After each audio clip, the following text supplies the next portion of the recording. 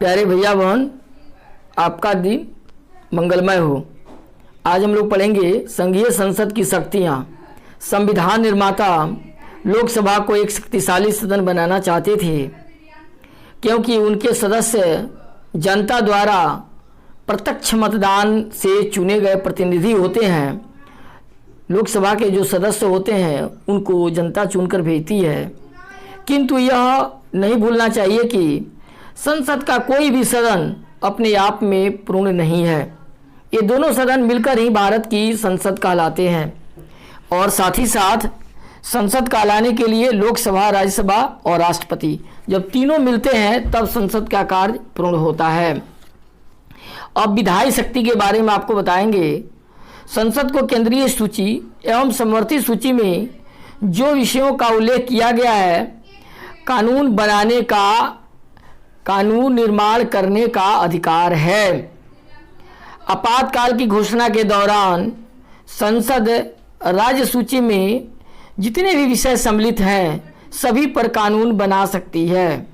जब राज्यसभा 2/3 बहुमत से यह प्रस्ताव पारित कर दे कि कोई भी विषय राष्ट्रीय महत्व का हो गया है, तो संसद को उस विषय पर कानून बनाने का अधिकार प्राप्त हो जाएगा।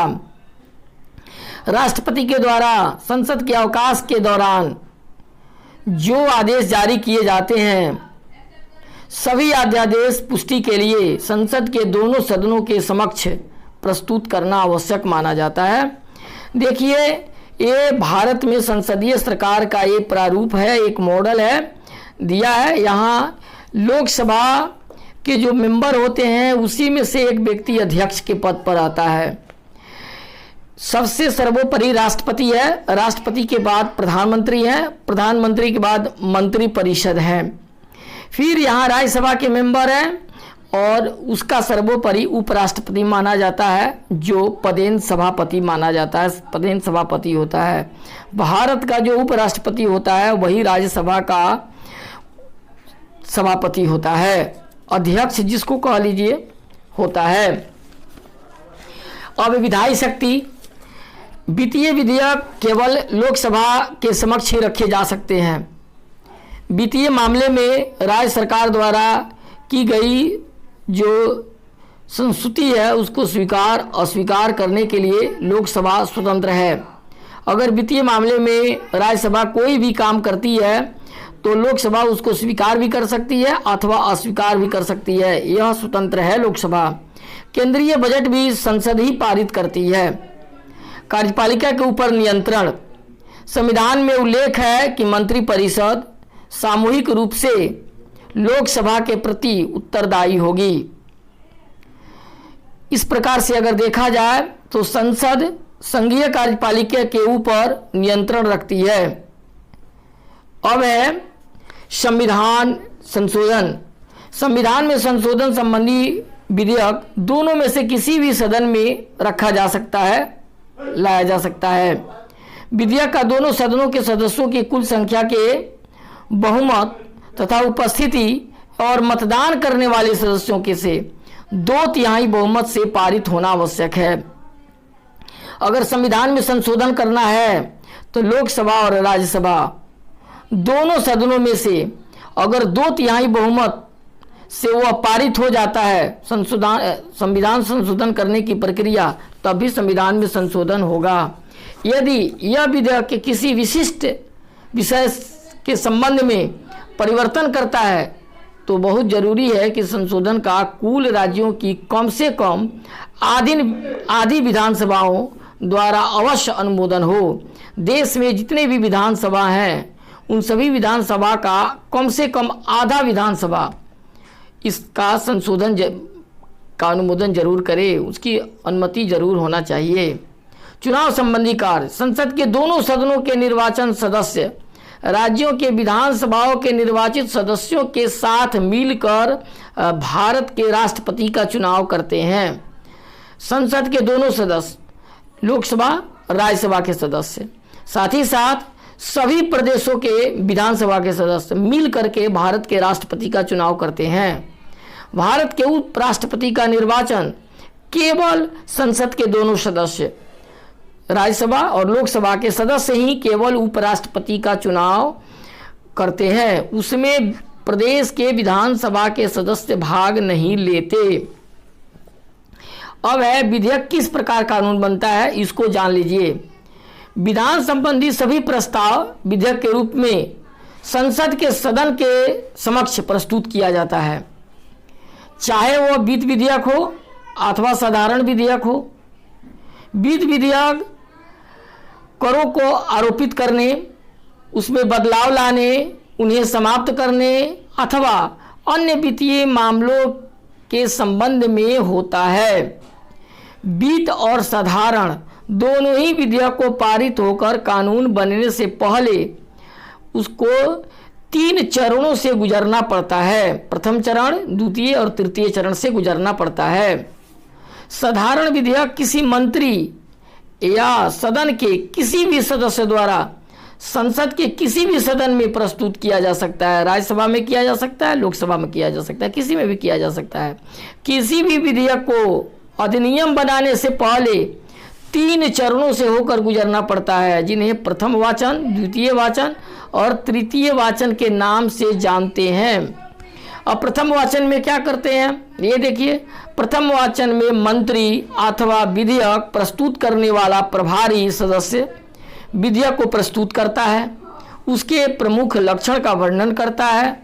यदि विधेयक महत्वपूर्ण है तो मंत्री उसके संबंध में एक संक्षिप्त भाषण भी दे सकता है। द्वितीय वाचन में सदन द्वारा विधेयक पर अत्यधिक सावधानी पूर्वक विचार किया जाता है। यह चरण कई उपचरणों में बटा हुआ है। पहले चरण में विधेयक पर या तो सीधे विचार किया जा सकता है अथवा किसी अस्थायी संसदीय समिति को भेजा जा सकता है।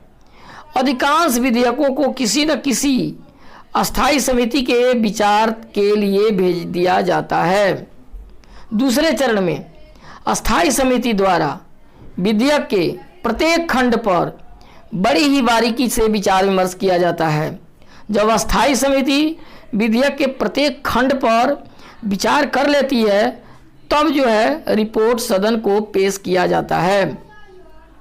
तीसरे चरण में सदन में विधेयक के प्रत्येक खंड पर उसी प्रकार विचार किया जाता है जिस प्रकार से अस्थायी समिति में हुआ था। विधेयक के प्रत्येक खंड पर मतदान करने के बाद द्वितीय वाचन खत्म हो जाता है, समाप्त हो जाता है। अब आता है तृतीय वाचन। इस चरण में विधेयक पर बहुत सीमित विचार होता है। यह विचार विधेयक को स्वीकृत अथवा अस्वीकृत करने संबंधी तर्क तक सीमित रहता है। इसमें केवल सीमित है कि इसको स्वीकृत कर दिया जाए अन्यथा अस्वीकृत कर दिया जाए। इस प्रकार से अगर देखा जाए तो एक सदन में पारित होने के बाद विधेयक दूसरे सदन में जाता है, जहां पर फिर से वही प्रक्रिया दोहराई जाती है जो दूसरे सदन के द्वारा भी पारित हो जाने पर। जब दूसरे सदन में विधेयक पारित हो जाता है तब जो है विधेयक को राष्ट्रपति की स्वीकृति के लिए भेजा जाता है। यदि राष्ट्रपति स्वीकृत कर देता है तब यह विधेयक कानून बन जाता है। अगर राष्ट्रपति स्वीकृत नहीं करेगा तो विधेयक कानून नहीं बनेगा। अब है साधारण विधेयकों से संबंधित प्रक्रिया। साधारण विधेयक संसद के दोनों में से किसी भी सदन में प्रस्तुत किया जा सकता है, चाहे वो लोकसभा हो या राज्यसभा हो, परंतु राष्ट्रपति की स्वीकृति के लिए भेजे जाने से पहले इसका दोनों सदनों में पारित होना बहुत जरूरी है। जब तक दोनों सदन से पारित नहीं होगा राष्ट्रपति के पास उसे हम नहीं भेज सकते। यदि किसी विधेयक पर दोनों सदनों में गतिरोध हो जाता है तो इस स्थिति में राष्ट्रपति दोनों सदनों का संयुक्त अधिवेशन बुला सकता है। एक साथ दोनों की बैठकें कर सकता है राष्ट्रपति, जिसकी अध्यक्षता जो है लोकसभा का अध्यक्ष करता है, स्पीकर करता है। यदि इस अधिवेशन में उपस्थित जो सदस्य होंगे का बहुमत इस विधेयक को पारित कर देता है तो यह दोनों सदनों द्वारा पारित माना जाता है। अगर पारित नहीं होता है तो असफल माना जाता है। लोकसभा के सदस्यों की संख्या राज्यसभा से लगभग दुगुनी है, इसीलिए संयुक्त अधिवेशन में लोकसभा के सदस्यों की राय ही निर्णायक मानी जाती है। आपको बता दें कि राज्यसभा में 245 सीटें हैं वर्तमान समय में और लोकसभा में 543 प्लस 2 यानी 545 सीटें हैं। विधि विधेयक से संबंधित प्रक्रिया। विधि विधेयक केवल लोकसभा में ही पेश किया जाता है, इसको राज्यसभा में पेश नहीं किया जाता। लोकसभा में पारित होने के बाद विधि विधेयक को राज्यसभा की संस्तुति हेतु भेजा जाता है। केवल राज्यसभा के लिए यह जरूरी नहीं है कि वो विधि विधेयक को अपनी संस्तुति के साथ 14 दिन के अंदर लोकसभा को वापस भेज दे, इससे अधिक दिन वो अपने पास नहीं रख सकता। लोकसभा राज्यसभा की किसी भी संस्तुति को अथवा सभी संस्तुतियों को स्वीकृत अथवा अस्वीकृत कर सकती है, इतना अधिकार है उसको। लोकसभा यदि राज्यसभा के संस्तुतियों को अस्वीकृत कर देती है तो विधि विधेयक को उसी रूप में दोनों सदनों द्वारा पारित मान लिया जाएगा जिसमें लोकसभा ने पारित किया था। यदि राज्यसभा 14 दिनों के अंदर विधि विधेयक को लोकसभा को वापस नहीं भेजती है तो उस स्थिति में 14 दिन समाप्त होने पर यह दोनों सदनों द्वारा पारित मान लिया जाएगा। राष्ट्रपति संसद के द्वारा पारित विधि विधेयक का अनुमोदन करने से मना नहीं कर सकता, इसीलिए राष्ट्रपति का अनुमोदन मात्र एक संवैधानिक औपचारिकता है। इस प्रकार यह स्पष्ट हो जाता है कि विधि विधेयक में लोकसभा अधिक शक्तिशाली है, लोकसभा ही सर्वमान्य है एक तौर पर कहा जाए। यही देखिए, ये पहला सदन है, ये दूसरा सदन है, ये यानी एक लोकसभा एक राज्यसभा। हस्ताक्षर राष्ट्रपति करते हैं। फिर ये जो है दोनों सदनों की संयुक्त बैठक का एक चित्र दिया हुआ है। इस प्रकार से विधेयक पारित हुआ करते हैं। आज के लिए इतना ही, यह चैप्टर समाप्त हो गया। आपको धन्यवाद।